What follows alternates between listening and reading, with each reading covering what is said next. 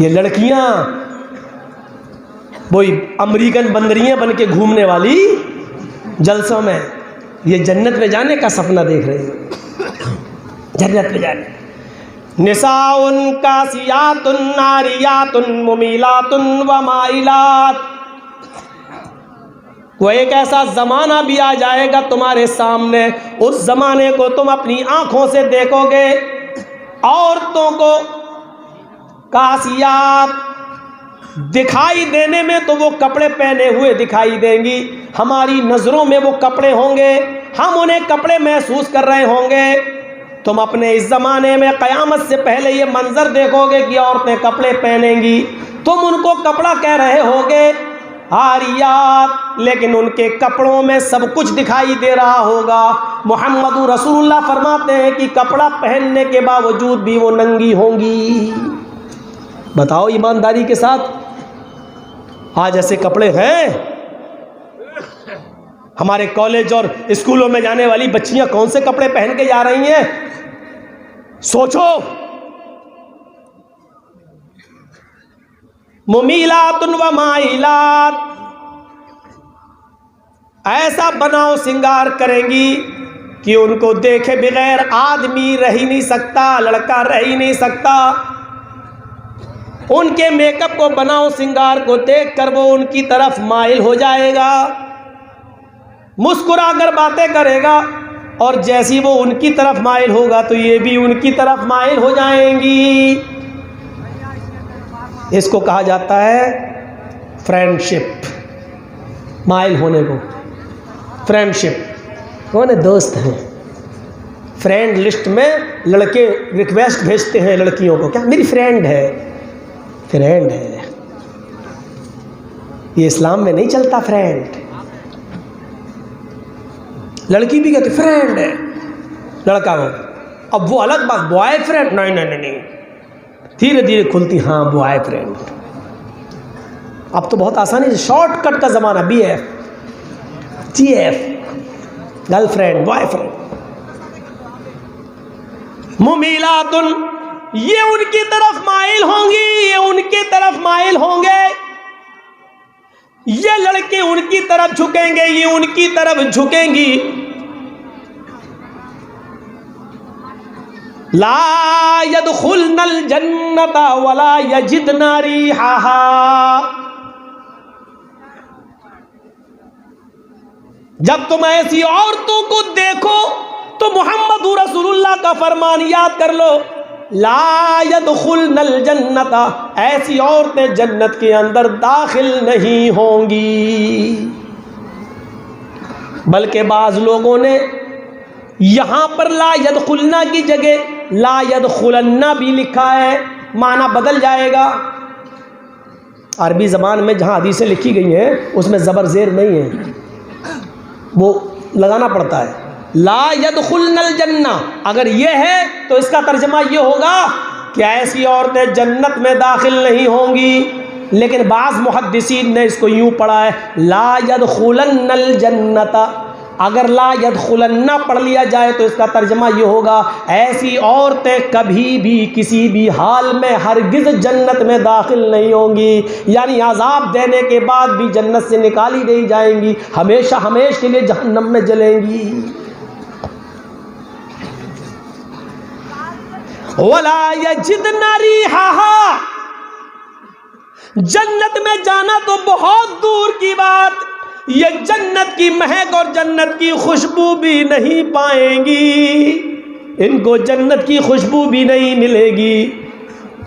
जबकि जन्नत की खुशबू 40 साल की मसाफत तक आ रही होगी।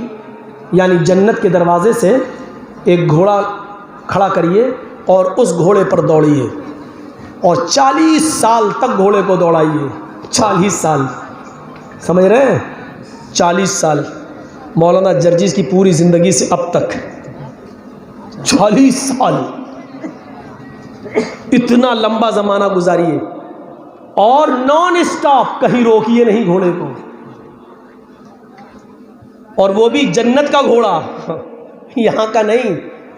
रास्ते में कई जगह चारा खाए और कई जगह लीद भी करता रहे और बीमार हो जाए।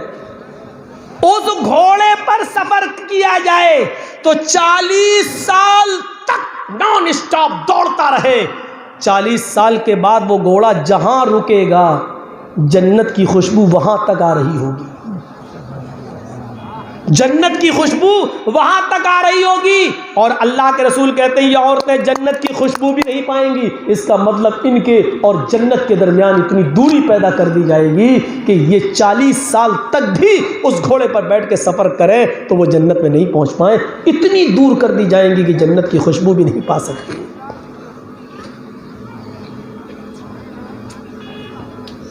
ओफ, हम कहाँ हैं, किस हाल में हैं, और कौन है ये? हमारी माँ बहन बेटियां तो हैं, हम नहीं कंट्रोल कर सकते। वला यजिदन्ना रिहा, और अगर इसको भी पढ़ दिया जाए वला यजिदन्ना रिहा तो तर्जमा ये होगा ऐसी औरतें कभी भी जन्नत की खुशबू नहीं पा सकेंगी। ये हाल ये औरतों के ताल्लुक से हो गया, वो मर्दों के ताल्लुक से हो गया। हमारी अकल को छिपा ले वो शराब है। हाँ हाँ सुनिए, हजरत हमजा जो इस्लाम ला चुके हैं लेकिन अभी शराब हराम नहीं हुई, एक गाना गाने वाली गाना गा रही है। बुखारी शरीफ की हदीस के अल्फाज हैं, एक गाना गाने वाली गाना गा रही है और हजरत हमजा शराब के नशे में धुत हैं और गाना गाने वाली के गाना सुन रहे हैं। भीड़ लगी हुई है। गाना गाने वाली को मुगन्निया कहा जाता है, मुगन्नी गाना गाने वाली। वो गाना गाने वाली गाना गा रही है, डांस कर रही है, नाच रही है, भीड़ लगी है।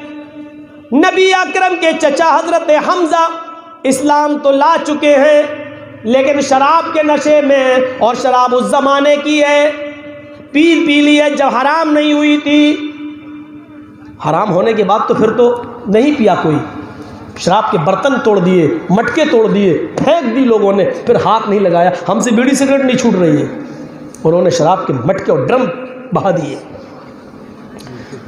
मेरे भाइयों, जैसे ही हजरत हमजा ने शराब पी, नशे में आ गए, मुगन्निया का गाना सुना, उसका डांस देखा, वो आ गई और डांस करते करते, नाचते नाचते, गाना गाते गाते वो हजरत हमजा के बिल्कुल करीब आ गई।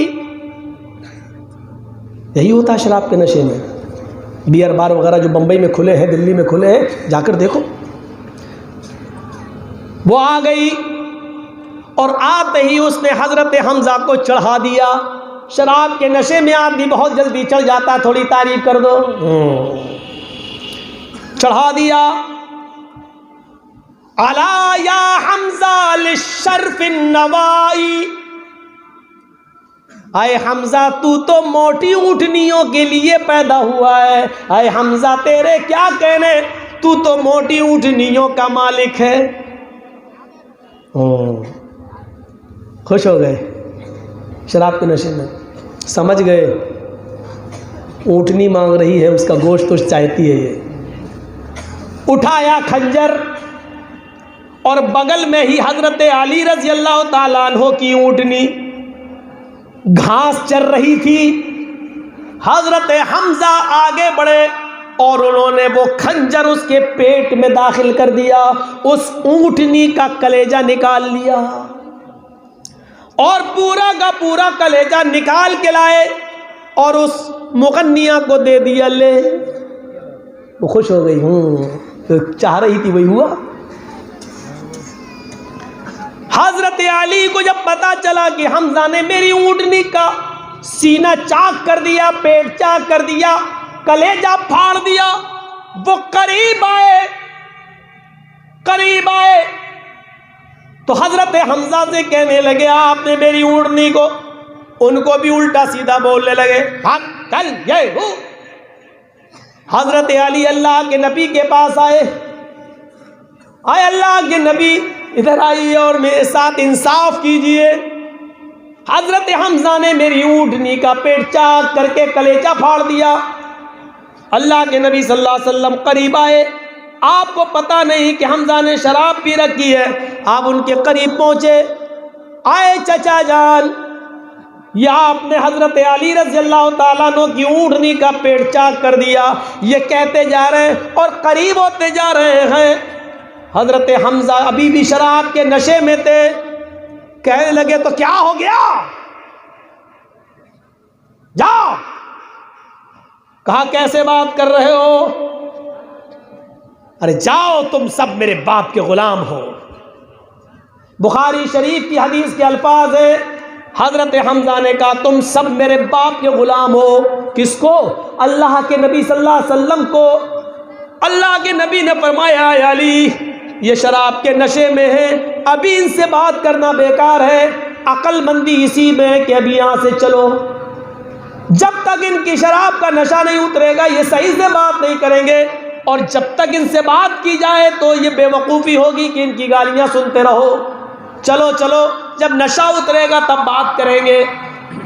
चल दिए, बाद में बात हुई होगी और बदला दिलवाया होगा। मुझे पूरा वाकया बताने का सिर्फ मकसद ये है कि शराब के नशे में हज़रत हमज़ा भी इतने बेकाबू हो गए कि इन्होंने जनाब मोहम्मद रसूलुल्लाह की इज्जत भी नहीं की। फरमाया तुम सब मेरे बाप के गुलाम हो, तुम सब मेरे बाप के नौकर हो, जाओ यहाँ से, भागो यहाँ से।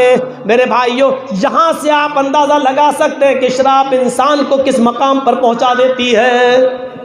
कैसे पी जाता है इंसान, कैसे उसको हाथ लगा लेता है, गले से उतार लेता है। अब तो हराम हो चुकी है। मुस्नद अहमद की एक रिवायत यूँ भी मिलती है कि एक मर्तबा शराब जब हराम नहीं हुई थी तो एक सहाबी ने शराब पी ली। ये वाक़या भी मदीने की सरज़मीन का है। जब उस सहाबी ने शराब पी ली तो शराब के नशे में तमीज़ भूल गए, फ़र्क भूल गए, अंतर भूल गए कि कौन मेरी बीवी है कौन मेरी बेटी। वो आगे बढ़े, आगे बढ़े, और आगे बढ़ने के बाद बजाय अपनी बीवी के उन्होंने अपनी बेटी का हाथ पकड़ लिया। शराब के रसिया और दिलदादा लोगों सुनो, शराब के जाम पीने वालों सुनो, शराब को गले से उतारने वालों सुनो।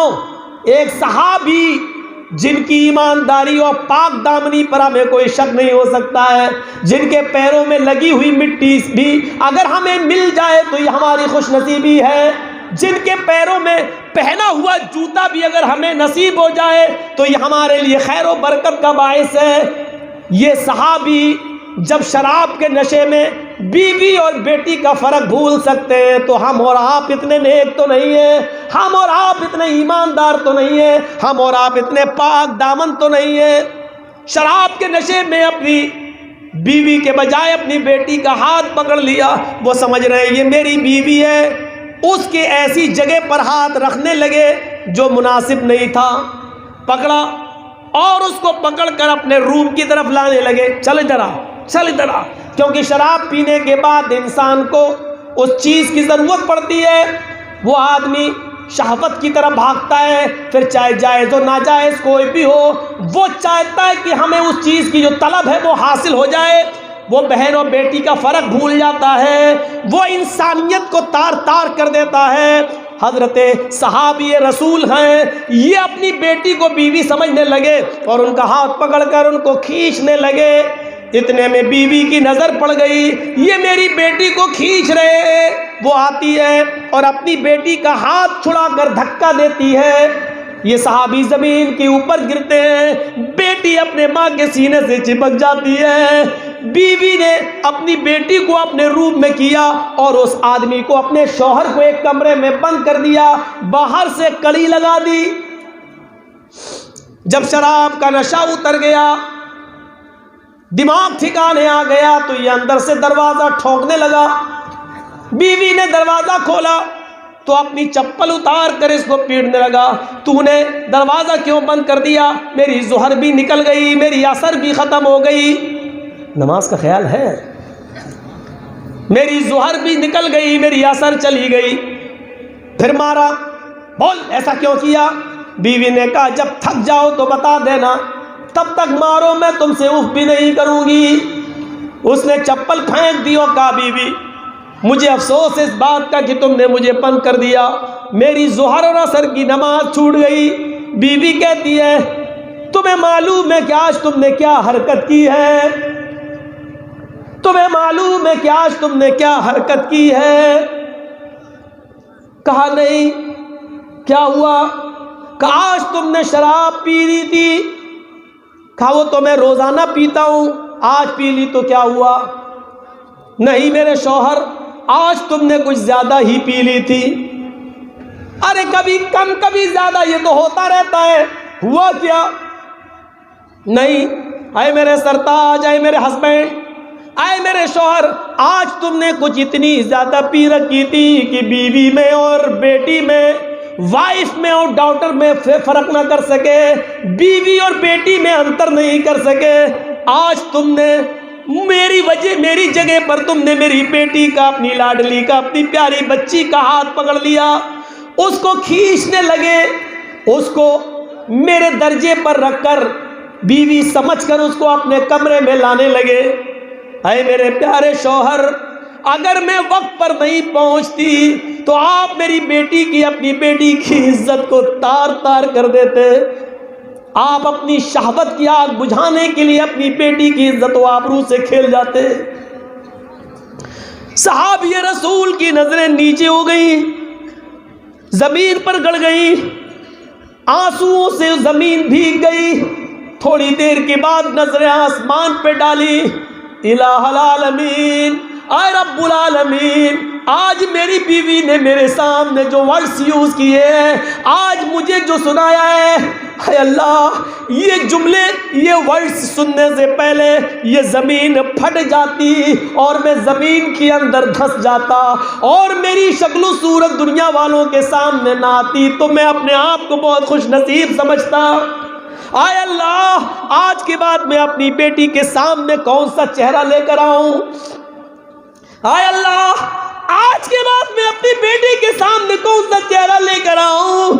इलाहुल आलमीन, तू गवाह रहना, आज के बाद मैं शराब को हाथ नहीं लगाऊंगा, आज के बाद मैं शराब को नहीं पीऊंगा, आज के बाद मैं शराब को अपने ऊपर हमेशा के लिए हराम कर रहा हूं। आय अल्लाह, मैं तुझसे दुआ करता हूं, आज मैंने अपनी बेटी के लिए हाथ पकड़ लिया, कल कोई दूसरा भी पकड़ सकता है, इसलिए मेरी दुआ है कि अल्लाह तू शराब को हमेशा हमेशा के लिए हराम करार दे दे।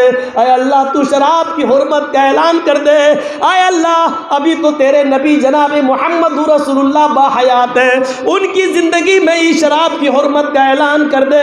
मेरे प्यारे साथियों, बस इतना सा वाक़या बताकर ये बताना मकसद है कि उस जमाने में जब शराब हराम नहीं हुई थी, एक ठोकर खाता था आदमी तो शराब छोड़ देने का हमेशा के लिए वादा कर लेता था।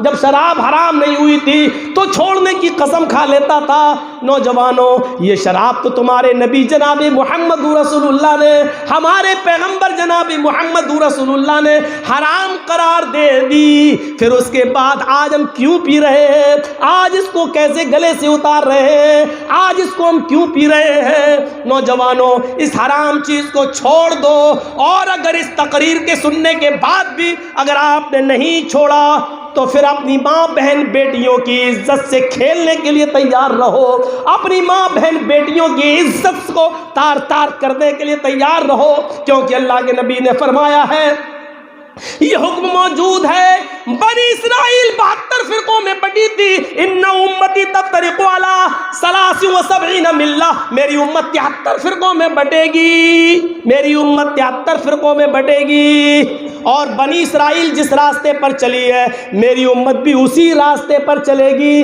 हस्बन नाली बिन नाल, जैसे दोनों जूते बराबर होते हैं उसी तरीके से कौम बनी इस्राइल में मेरी उम्मत में कोई फर्क नहीं होगा।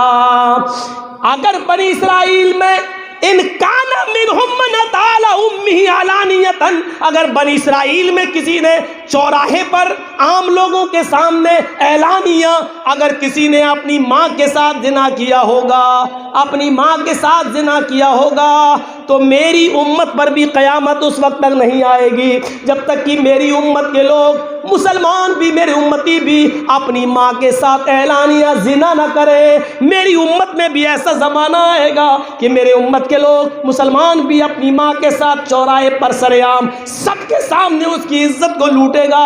मेरे भाइयों, अपनी माँ बहन बेटी की इज्जत मुसलमान खुद लूटेगा और इसकी जिम्मेदार होगी यही शराब, यही शराब जो हमें हमारी माँ बहन बेटियों की इज्जत को लूटने पर, उसकी इज्जत को तार तार करने पर हमें मजबूर करेगी।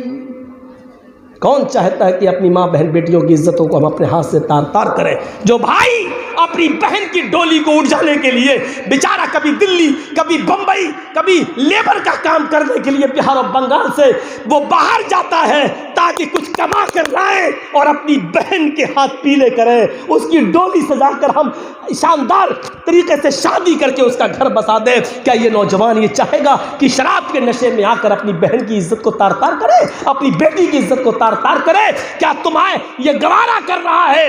जो इंसान बिहार और बंगाल की सरजमीन से लेबर का काम करने के लिए पंजाब, लुधियाना, अमृतसर, दिल्ली और बंबई की सड़कों पर जाता हो, झोंपड़ियों में रहकर, होटलों पे खाना खाकर, जो बेचारा मजदूरी कर करके अपनी बहन और अपनी बेटी के लिए कुछ कमा कर लाता है ताकि उसकी डोली सजा सके, यही नौजवान शराब पिएगा अपनी मेहनत की कमाई से और फिर शराब के नशे में अपनी बेटी और अपनी बहन की इज्जत से खेलेगा। मेरे भाइयों, क्या तुम इसको गवारा करोगे? क्या वो दिन देखने के लिए तुम तैयार हो? क्या उस दिन को देख सकोगे जब शराब का नशा उतरेगा और पता चलेगा कि हमने अपनी बहन की इज्जत से खेल लिया है, अपनी बेटी की इज्जत से खेल लिया है? तो मेरे भाइयों, इस बेइज्जती को बर्दाश्त कर सकोगे?